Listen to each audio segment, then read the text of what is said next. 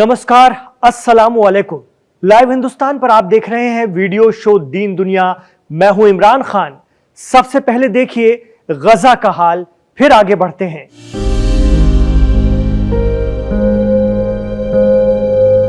टूटे मकानों के बीच पड़े कूड़े कचरे या गार्बेज के ढेर से खाने का सामान चुनती ये हैं इस्लाम अबू ताइमा। अपनी मासूम बेटी के साथ खाने के लिए सड़क किनारे कचरे के ढेर से इन्होंने आटा इकट्ठा किया है। फिर एक रोटी का टुकड़ा मिला तो उसे धूल झटक कर रख लिया है कि बच्चे खा लेंगे, कम से कम भूखे तो नहीं सोएंगे। ये है इस्राएली आक्रामकता के बीच गजा का रूह कपा देने वाला मंजर। वहां भूखमरी इस हालत में पहुंच गई है कि 11,000 बच्चों पर भूख से मौत का संकट है। इस्राएल की इजाजत से जो थोड़ी बहुत रसद जा भी रही है वो एक बड़ी आबादी के लिए नाकाफी है।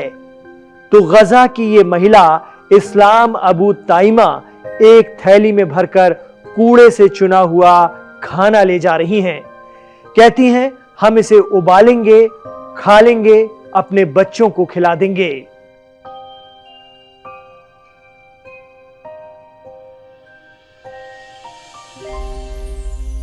तो देखा आपने गजा का ये हाल, और इस्राएल अब भी रुकने के लिए तैयार नहीं है।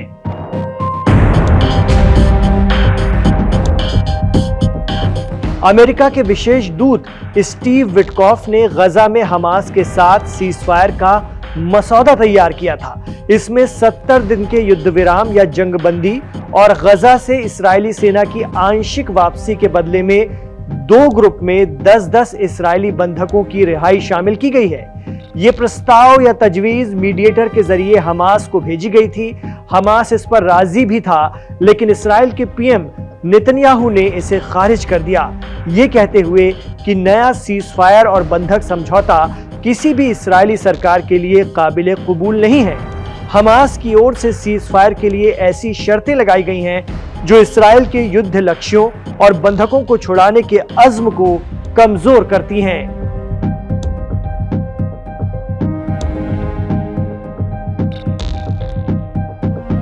देखा जाए तो पीएम नेतन्याहू ने अपने दोस्त अमेरिका की बात भी नहीं रखी।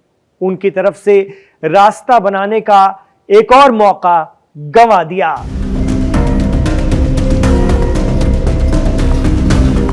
इधर गजा में इस्राएल की आक्रामकता और लगातार बमबारी रुकने का नाम नहीं ले रही है। उस पर से अमेरिकी सीजफायर की कोशिशों को इस्राएल के जरिए ठुकराए जाने के बाद अब यमन के अंसारुल्लाह भड़क गए हैं। जी हां, मीडिया रिपोर्ट्स के हवाले से खबर आ रही है कि यमन के हूती फाइटर अब इस्राएल के खिलाफ आमने सामने की लड़ाई की बात कह रहे हैं। वो इस्राएल से पूर्ण युद्ध या मुकम्मल जंग की तैयारी में हैं।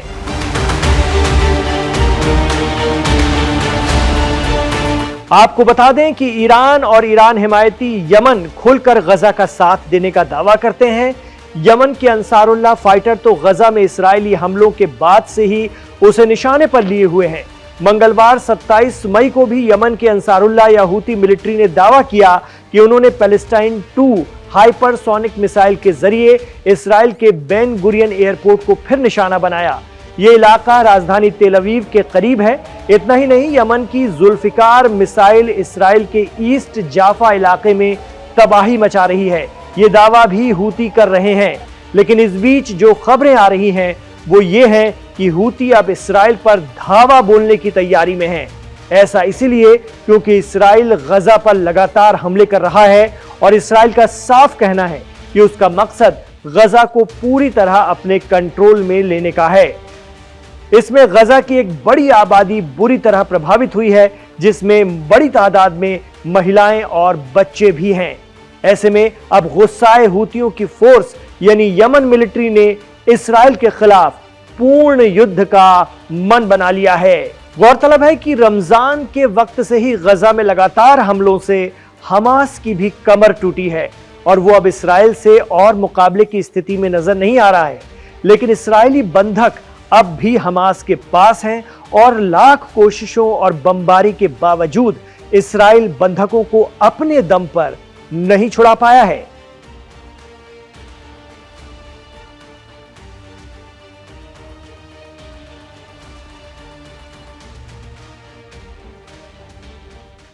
एक्सपर्ट मानते हैं कि अगर यमन के अंसारुल्लाह या हूतियों ने इस्राइल के खिलाफ मुकम्मल जंग या पूर्ण युद्ध शुरू कर दिया तो इस मोर्चे से इस्राइल को बहुत बड़े चैलेंज का सामना करना होगा।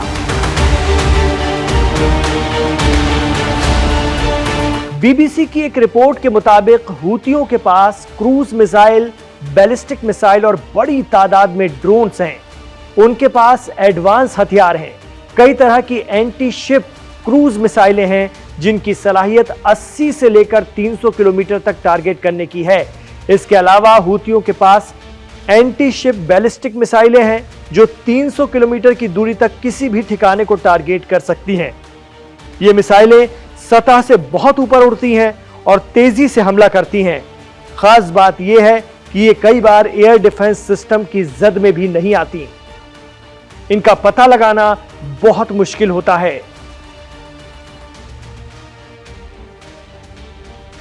हूतियों की ताकत और उनकी जंग लड़ने की सलाहियत को इस तरह से भी समझा जाता है कि मार्च 2025 से लेकर मई के शुरुआत तक अमेरिका ने यमन पर हूतियों के ठिकाने पर कम से कम 800 हमले अंजाम दिए थे।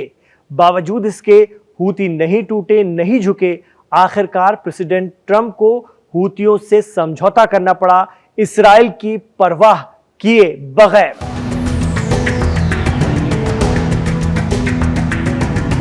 अंसारुल्लाह दावा करते हैं कि उनके पास इतनी अंडरग्राउंड सुरंगें और स्टोरेज सिस्टम हैं जिनसे वो लंबी लड़ाई लड़ सकते हैं।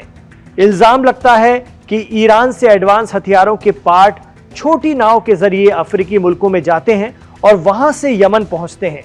अंसारुल्लाह की रिवर्स इंजीनियरिंग इतनी स्ट्रांग है कि वो अपनी फैक्ट्रियों में इन्हें असेंबल करके अपने मुताबिक ढाल लेते हैं।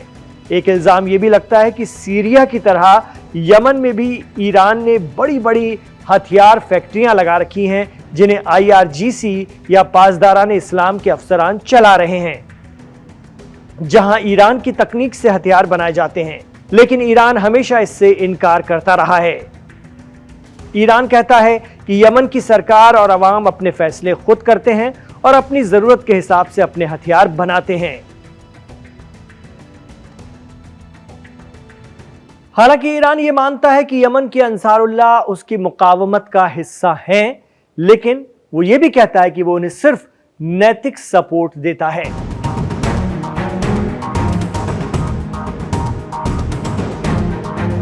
अब देखना होगा कि इस्राइल के खिलाफ पूर्ण युद्ध का ऐलान करने की तैयारी कर रहे यमन के हूती गजा को बचाने के लिए इस्राइल से कितना भिड़ पाते हैं। लेकिन तारीख बताती है कि अब तक हूतियों को कोई हरा नहीं पाया है। 35 सुन्नी मुस्लिम देशों के गठबंधन ने कोशिश करके देख ली। इसमें सऊदी और पाकिस्तान भी थे। फिर अमेरिका ने भी आजमा लिया। अब इस्राइल की बारी है। कहा जाता है कि लेबनान में हिजबुल्लाह से 2 माह जमीन और आसमान पर लड़कर इस्राइल साउथ लेबनान का एक गांव भी कब्जा नहीं कर पाया था। ऐसे में हौसी या अंसारुल्लाह तो एक देश, एक प्रोफेशनल फोर्स और एक सरकार हैं। तो अगर हूती इस्राइल से आर पार की जंग छेड़ते हैं, सीधा हमला बोलते हैं, सीधा युद्ध छेड़ते हैं, तो ये जंग कितनी लंबी जाएगी और इसमें किसको कितना नुकसान होगा ये तो वक्त बताएगा। लेकिन गजा के लिए फिलहाल हूती ही इस्राइल के खिलाफ सबसे ज्यादा आक्रामक नजर आ रहे हैं और अरब मुल्कों की चुप्पी कई तरह के सवाल खड़े कर रही है। दिन दुनिया का यह एपिसोड आखिर तक देखने के लिए आपका बहुत बहुत शुक्रिया। इमरान खान के साथ अगर आप पूरा कनेक्ट रहे हैं तो आपसे गुजारिश रहेगी कि इस वीडियो को लाइक जरूर कीजिए ताकि ज्यादा से ज्यादा लोगों तक पहुंच सके। अपने दोस्तों और रिश्तेदारों में व्हाट्सएप के जरिए भी हमारे वीडियो को खूब शेयर कीजिए, खूब आगे बढ़ाइए। आपसे भी गुजारिश रहेगी कि हमारे चैनल लाइव हिंदुस्तान को आप सब्सक्राइब जरूर कर लीजिए और लोगों को भी मोटिवेट कीजिए कि वो भी इसे सब्सक्राइब करें, क्योंकि इसके साथ जुड़ा है 12 मिलियन से भी ज्यादा सब्सक्राइबर्स का भरोसा और आप सब उनमें शामिल हैं। अपना ख्याल रखिएगा, अपनी दुआओं में हमें याद रखिएगा।